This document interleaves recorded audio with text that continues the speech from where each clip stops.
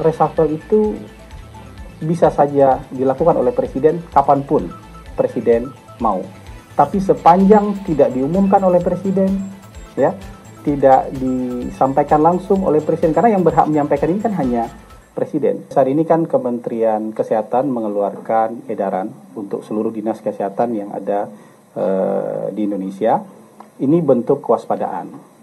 Karena kita sadar di beberapa negara tetangga ada peningkatan kasus COVID lagi.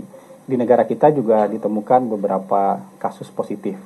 Yang tertinggi mungkin minggu ke-19 kemarin 3,68% positivity rate-nya. Jadi kalau dari 100 orang diuji spesimennya, ada 3,68 atau hampir 4 orang yang terindikasi positif. Ini bentuk kewaspadaan, ya.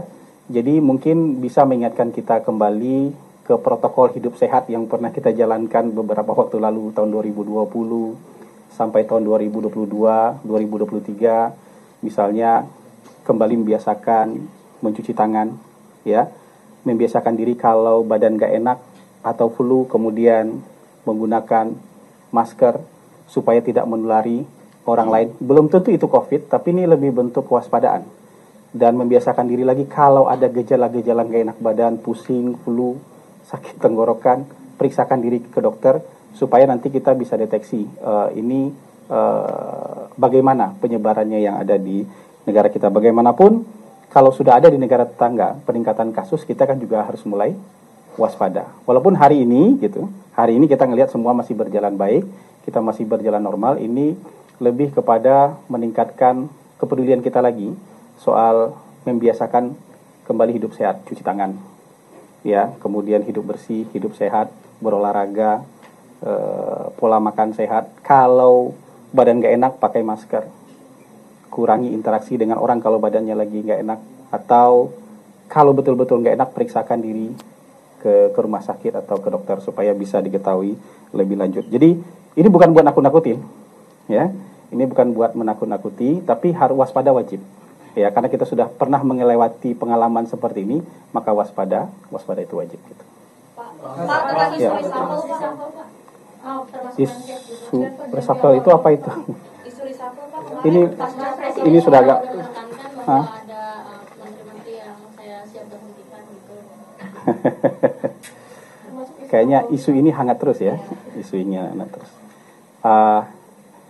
Lagi-lagi saya mau menyampaikan kepada teman-teman, semua informasi yang beredar di luar tentu sifatnya masih spekulasi, ya kan? Walaupun reshuffle itu bisa saja dilakukan oleh presiden kapanpun presiden mau, tapi sepanjang tidak diumumkan oleh presiden, ya, tidak disampaikan langsung oleh presiden, karena yang berhak menyampaikan ini kan hanya presiden. Orang yang di luar kan nebak-nebak aja, melakukan spekulasi aja, atau aspirasi. Tolong ganti si ini, tolong ganti sini, itu bisa juga berupa aspirasi. Tapi presiden tentu punya penilaian yang menyeluruh, yang objektif. Apa kelebihan, apa kekurangan, masih dibutuhkan atau tidak, ini masih bisa dipertahankan atau tidak. Presiden tentu punya penilaian yang lebih menyeluruh dan hanya presiden yang tahu. Karena ini hak prerogatif presiden. Jadi suara-suara di luar anggap aja bagian dari bunga-bunga demokrasi lah, ya, anggap aja bagian dari bunga-bunga demokrasi. Apakah akan ada? Ya, reshuffle itu sesuatu hal yang mungkin saja terjadi. Tapi kapan dan siapa orang yang akan terkena reshuffle itu betul-betul hak prerogatif presiden. Presiden umumkan juga kemarin, ya kan? Itu berlaku umum. Jadi kalau tidak bisa mengikuti apa yang diinginkan oleh presiden sesuai dengan tugas mandat, atau tidak bisa menjalankan pemerintahan yang bersih, yang tidak korupsi, yang tidak mencuri uang rakyat, ya sebaiknya mengundurkan diri sebelum saya berhentikan. Kan itu pernyataan presiden kemarin. Ini peringatan secara umum dan itu berlaku buat siapa saja, tidak ditujukan ke orang-orang atau nama-nama tertentu, kira-kira begitu. Bang, izin Pak, mungkin Bang, terkait dengan IMF, Bang, kan ini sudah diproyeksikan angka pengangguran naik sekitar 5% ya, Bang. Terus tanggapan dari istana seperti apa? Dan ini kan juga belakangan masih banyak badai PHK ya, Bang. sebetulnya realisasi pemerintah yang memiliki visi 19 juta tenaga kerja, lapangan kerja ke depannya seperti apa sih Bang? Sejauh ini update-nya? Ya, analisis dari lembaga-lembaga seperti IMF tentu jadi masukan yang penting, sangat penting bagi pemerintah untuk antisipasi, untuk menjaga supaya kita tetap baik ekonominya, menjaga supaya pertumbuhannya juga lebih baik lagi. Ini masukan lah. Tapi teman-teman, kalau kita lihat, saya cek sebentar ya, apakah saya punya data. Mungkin ada sedikit data yang bisa disampaikan. Kalau menurut data dari BPS terbaru, angka pengangguran terbuka justru turun.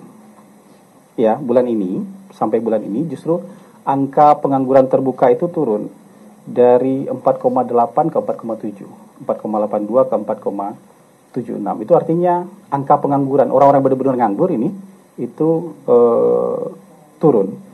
Angka pekerja penuh waktu, kayak kalian ini, pekerja penuh waktu itu naik. Angka pekerja penuh waktu itu naik dari 65,6 jadi 66,2, hampir 1%. Ini kan kita bicara data ya, biar kita dapat gambaran yang lebih utuh. Yang setengah pengangguran itu juga turun dari 8,5 menjadi 8%. Jadi ada indikator-indikator yang menunjukkan bahwa memang terjadi pemutusan hubungan kerja, tapi penciptaan lapangan kerja baru juga terjadi dan itu lebih banyak. Memang pengangguran absolut nih, pengangguran absolut itu kira-kira ada tambahan sekitar 83.000 orang.